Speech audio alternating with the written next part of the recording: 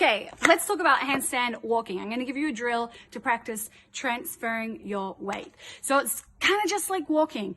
If I'm walking and I don't shift onto my supporting leg and I pick up one foot, I fall, right?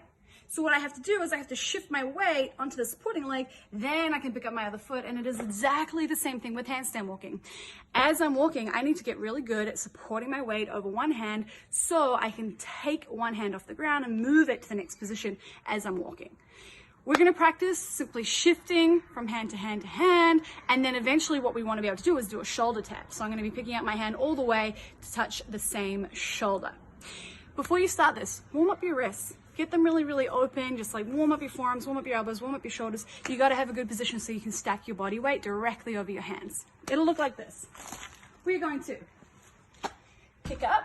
From this position, I'm just going to practice shifting from side to side. And I have to shift my whole body.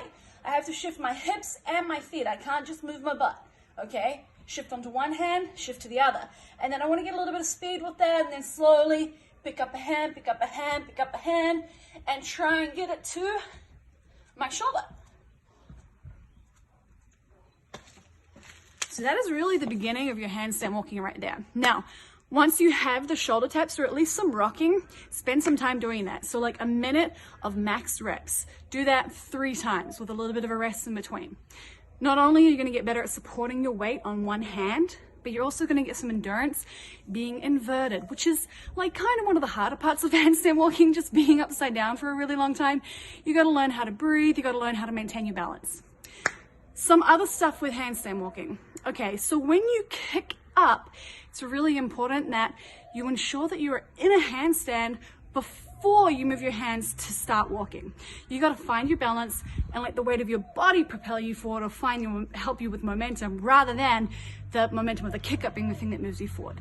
So something that you can practice is setting up like maybe a meter away from your wall, get into a handstand and then let your feet fall beyond you. So it's almost like you're going to fall backwards. This is really just a little bit of a confidence thing. So it'll be like this, kick up about a meter away, and let my hands stay in the same place. Don't move them. Let your feet go over. Okay, that's going to be how you start your handstand walk. You've got to find your balance in the handstand and then go too far. Okay, that is the weight that's going to allow you to shift forwards.